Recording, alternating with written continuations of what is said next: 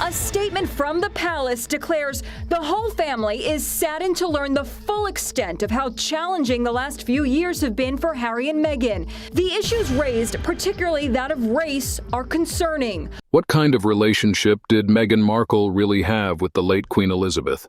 Behind the generous appearance and smiles appearing in public, are there tensions and determination that only insiders can understand? The hidden secrets and never-before-seen stories about this relationship will make you rethink everything you've ever known. Join us to discover the surprising and controversial truth about the nature of the relationship between Meghan Markle and the late Queen Elizabeth. Is it a sincere harmony or just a pansexual drama? When you look at the Queen's face at the wedding, you will realize that she did not have a lot of positive feelings about her. With Harry rushing up and down and shouting that Meghan gets what Meghan wants, the Queen's response was that she gets what I give her. Meghan had demanded things that she could not have, such as the emerald tiara that the Queen had promised to Eugenie for her wedding. It was before the wedding, and before everything between them had taken place. Didn't get any better, Meghan responded to the Queen's request for her to visit her by saying that she had an appointment. Now, no one but the Queen has ever refused to attend her, so she requested her once more to attend her, and she received the same response. The Queen then canceled Meghan's appointment and sent someone to pick her up. The Queen did not have a favorable opinion of her. There is a possibility that the statement made by Meghan in her interview with Oprah, that she just picked up the phone and contacted the Queen, stating that this is what we do, is a lie. The only two individuals who were authorized to call themselves the Queen were the Queen's daughter, known as the Princess Royal, and the only other person was the Queen's horse trainer. Ever Charles was unable to do so. And to put the cherry on top of it all, Meghan wanted to move into Windsor Castle, and she was upset when the Queen ruled against her request. Is that something that sounds like a relationship based on affection? Certainly, the trashy Meghan girl was something that the Queen could not stand. She greeted her warmly as she entered the royal family, attempted to assist her in adjusting, provided her with staff to assist in making the transfer easier, and so on. The yacht girl, on the other hand, desired to be in charge. She had the notion that she ought to be a celebrity, admired for being who she was without making any effort to change who she was. She made no attempt other than to sneak her way into the building. As a result, the Queen quickly had the ability to recognize her and was aware of her true nature. As a result of her behavior and the manner in which she dealt with both the staff and other people, she became extremely disliked. Then, because she was unable to get what she wanted, Meghan made the Queen's life a living hell, which was the beginning of the furious bombardment of hatred that occurred when the Queen's husband was nearing the end of his life. The story was then continued while the Queen was grieving and suffering from bone cancer, all of which she went through in a dignified quiet until the moment she passed away, demonstrating what a scumbag her treasonous grandchild had married, to put it simply. Moreover, Meghan is in my belief a sociopath and a narcissist. She had already split her own family and treated people she knows and people coming into contact with her, like staff and courtiers, abominably. Her method is divide and conquer, and she will use any lever possible to split Harry and others from the people that could have an influence on the ones she is controlling, be they family or friends. That then gives her the control she feeds on. She is an emotional vampire who cares nothing for other people's feelings and sensibilities as long as her own needs are fed. She blatantly plays the race card when cornered or questioned, despite previously apparently describing herself as a white Caucasian. By doing this, she put enormous stress on the royal family, and especially on the Queen as the head of the family. She did it when the Queen was already suffering from Prince Philip's illness and his subsequent death on top of that. The fall from the grace of Prince Andrew was devastating, and the Queen, I believe, would have hated her for the distress and sorrow she caused the family she so loved. The Queen was also a shrewd judge of character and knew that she was a highly dangerous individual. Meghan understands that stress causes illness and hastens death. She does not care as long as she gets what she wants. The Queen's health will have suffered because of her and Harry's actions, and I believe she will have rejoiced in that fact. My belief is she is a highly dangerous individual, a Hannibal Lecter in female form with murderous intent without the physical aggression of Lecter.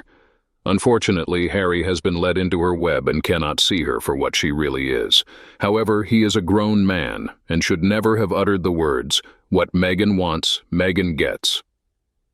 That statement infuriated the Queen, and she blamed Meghan for the farrago that followed. The picture below is the Queen without glasses, and her sorrow is etched on her face. Very clearly, Meghan is a lying, backstabbing, and disgusting person.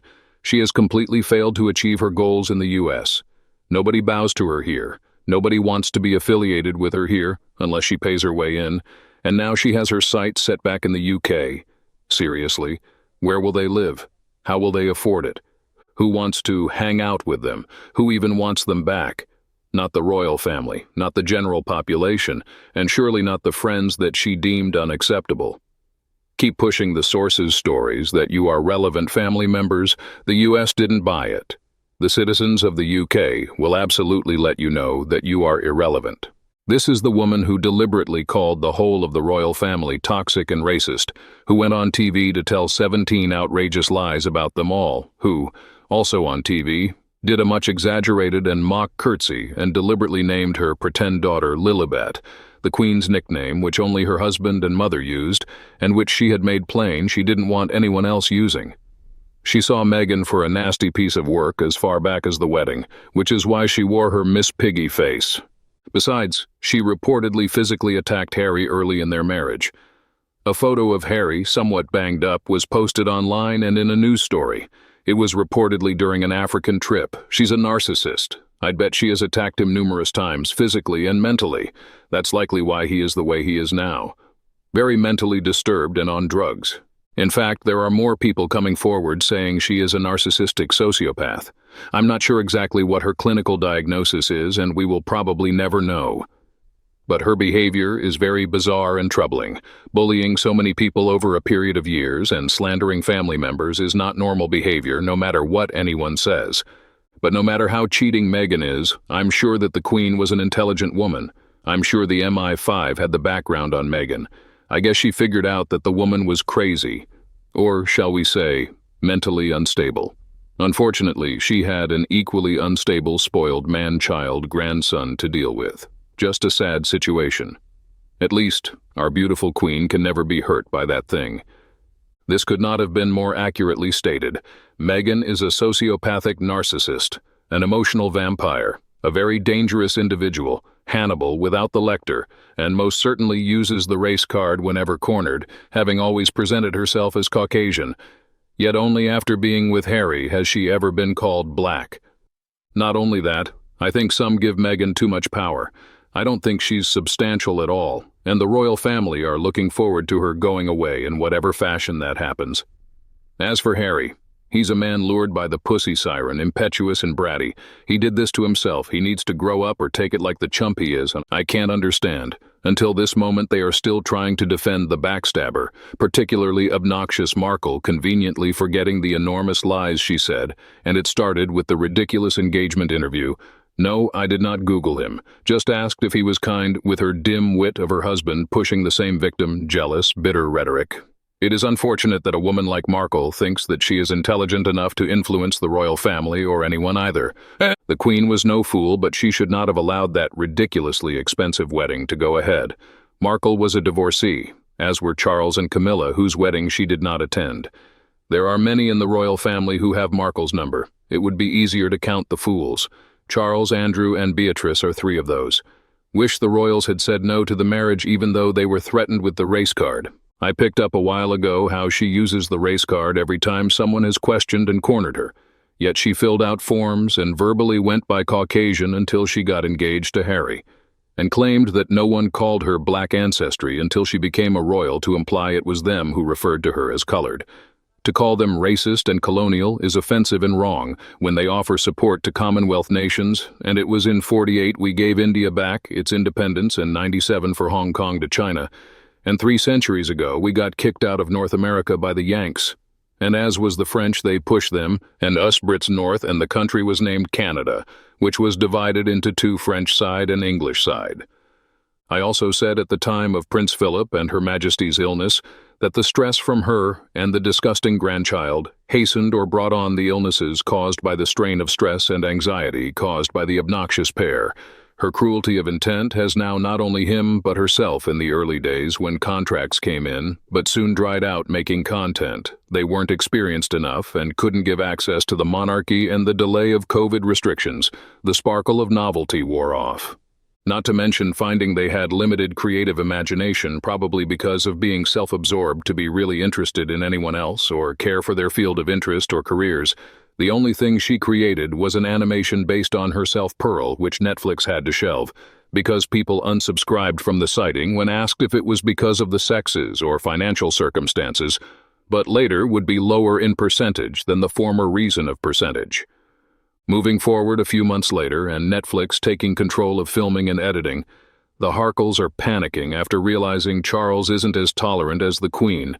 Having been given a warning in the early days after losing his mother, now they have demanded to have the right to re-edit footage that is damning, and Netflix, as far as I know, haven't bowed down to their demands of editorial rights of ownership. What with buying a $14 million mansion and her spending on lavish clothes and PR expenditures, Diana's inheritance has gone. And with not much content done in the first year of independence, and not much of the contract paid out, they could be financially struggling with the mortgage. They wanted to worm their way into Charles's good books and try and see if they could work part-time, and Charles has subtly said no to that. Well, that's all for today's video. Thank you very much for watching our video, and I want to know what you think about these issues. Please express your opinion in the comments below. Hope you will always be cheerful and happy. Don't forget to support us by liking, sharing, and subscribing to the channel. Goodbye and see you again in the next videos.